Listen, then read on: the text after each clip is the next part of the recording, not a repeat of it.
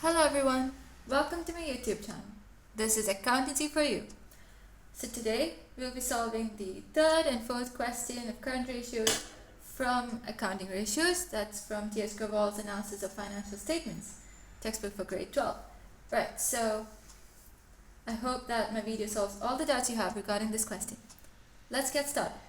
Question 3 states that we have to find the current ratio, and they've given us current assets to be 20 lakhs, inventory is 10 lakhs, working capital 12 lakhs. Now we know that our current ratio is equal to current assets by our current liabilities. Right. And current assets have been directly given to us as 20 lakhs, which is good. Let's work. Right. Then they've given us inventories 10 lakh. Now we should know that inventories are already included in the current assets 20 lakh given to us. So this current assets actually constitutes of 10 lakh inventories and 10 lakh other current assets, such as cash, bank, then our trade receivables like debtors and bills receivables, and our accrued income or prepaid expenses, or our marketable securities or current investments. So all these are the other current assets apart from inventories. So all this together constitutes 20 lakhs. So we don't have to add or deduct inventories, it's already included. I hope that point's clear. Next we need our current liabilities. How do we get that? Right, so they've given us that working capital is equal to 12 lakh. But what exactly is this working capital? Let's take a look at that. So, our working capital is the capital of a business which is used in its day-to-day operations. And working capital is equal to current assets minus current liabilities. Right, so now that working capital is clear, we know that working capital is equal to our current assets minus current liabilities.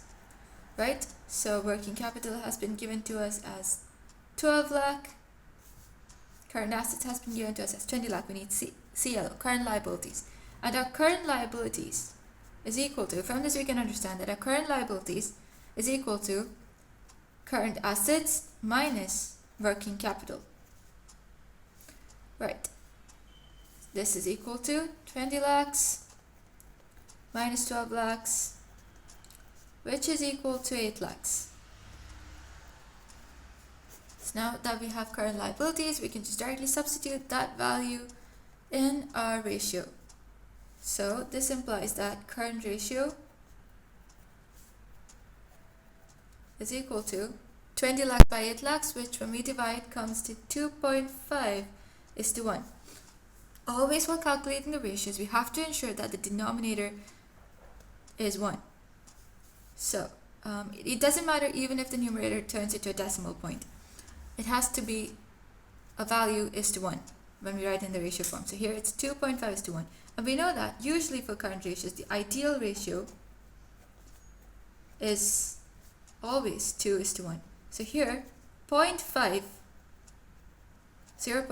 is idle, or an idle fund for the business.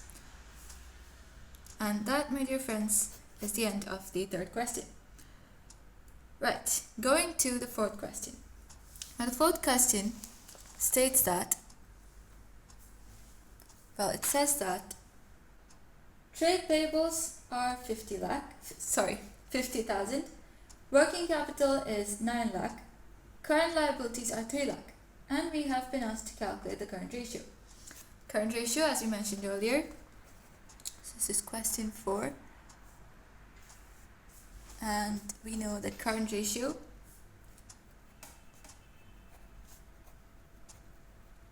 is equal to current assets by current liabilities.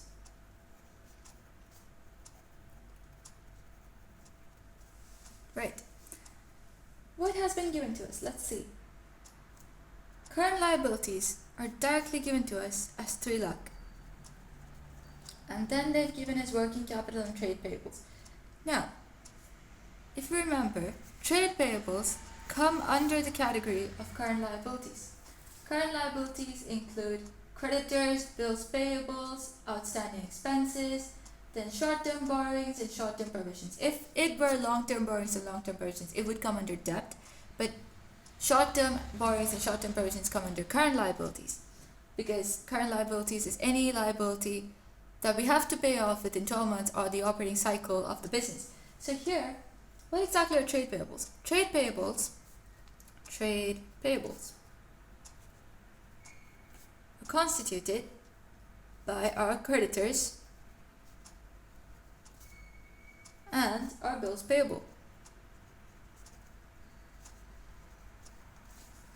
So this together forms trade payables, and trade payables is already included in current liabilities. So we don't have to add, just like the case of inventories in the previous question. So we don't have to add or minus or change anything with this 3 lakhs. 3 lakhs remains as it is. It is the total value of our current liability. Next we have our working capital again. So working capital, as I mentioned earlier, is equal to current assets minus current liability. This implies, and we already learned that current liability is current asset minus working capital. So what is current asset? Current assets will be equal to working capital plus our current liabilities.